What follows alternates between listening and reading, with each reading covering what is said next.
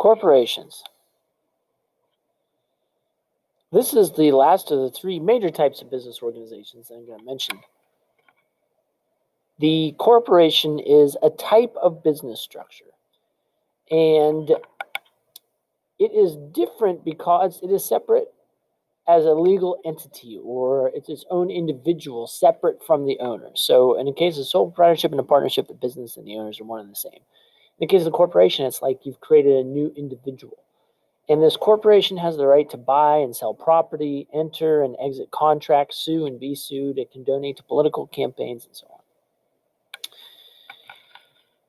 Corporations, in this case, and the one that I'm referring to today, are also known as C Corps. There are other types of corporations, but this is the major one that we're going to talk about. In the United States, they make up only 5% of employers or firms, but they make up over 60% of the revenue that is created in the United States.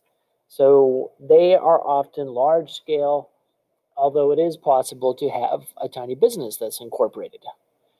Corporations and the owners are both taxed, though, as a consequence of the fact that the owners and the business are separate. The corporation makes a profit and it pays its corporate taxes, and then it shares the profits with the owners in a form known as dividends. Now, if it's a publicly traded corporation like on New York Stock Exchange or NASDAQ, and there are thousands and thousands of people that own shares, in that case, the corporation doesn't necessarily have to share dividends every year with the shareholders. The owners do have, and this is the biggest benefit of all, limited liability. In other words, if they make a bad product, if they are sued, if they owe lots of debt and they aren't able to sell enough products to cover it, any of those situations, the only thing that the original investors, well, any owners, the shareholders, the stockholders, whatever you want to call them, the only thing they owe is the original investment. So if you bought $2,000 in stock and the company gets sued successfully for $1 billion, all that you lose is the fact that now this company isn't worth anything, and so the stock price might drop to zero, and so you lost your $2,000. That's it.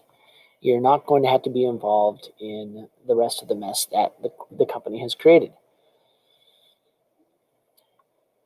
This is the greatest benefit, but it also means, of course, because of that privilege, that two different sets of taxes have to be paid, both on the corporate income and then on the dividends or the share of the income that the shareholders get. It also is complex. It has to file articles of incorporation, which sets up the mission and the purpose, the products they're going to sell, where it's located, who's going to be involved, what it's structured like. And this also has to be agreed upon by the shareholders as well. The company must report the profits and losses yearly because it is just like a person. It has to file its income.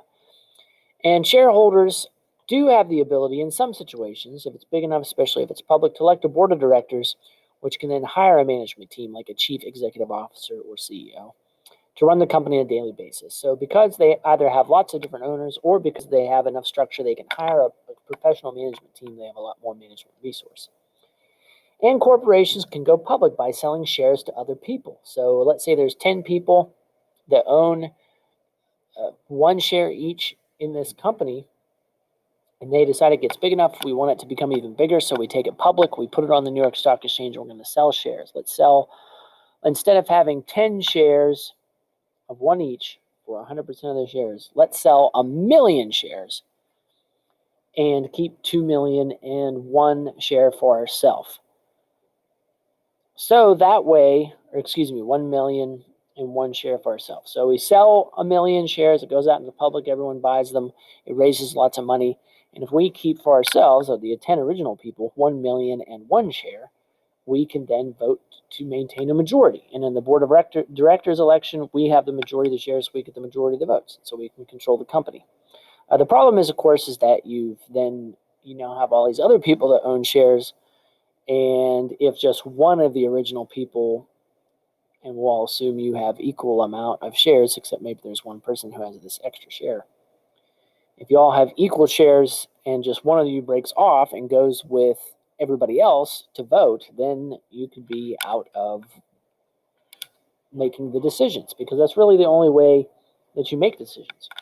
Is if you're a shareholder, you get to vote, one vote for each share, for the board of directors. And then if you have enough votes, or maybe it's because you just own a lot of stock yourself and you get on the board of directors, you can have some control over the management team. But other than that, that's one of the risks, is you can also end up giving up the majority control of your company.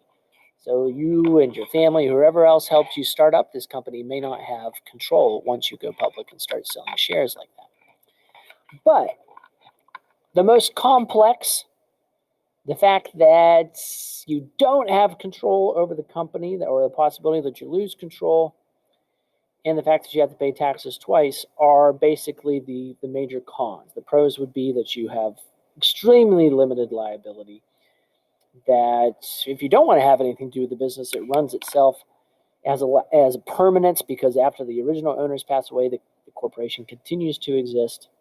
And of course, it has a lot more access to resources. It can sell stocks, it can sell corporate bonds. Like I said, it can buy and sell property.